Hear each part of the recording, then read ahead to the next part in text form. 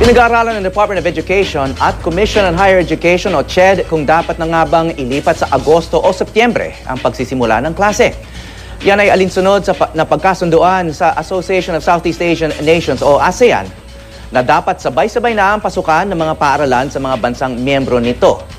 Tanging Pilipinas na lang daw ang nagsisimula ang pasukan sa Hunyo.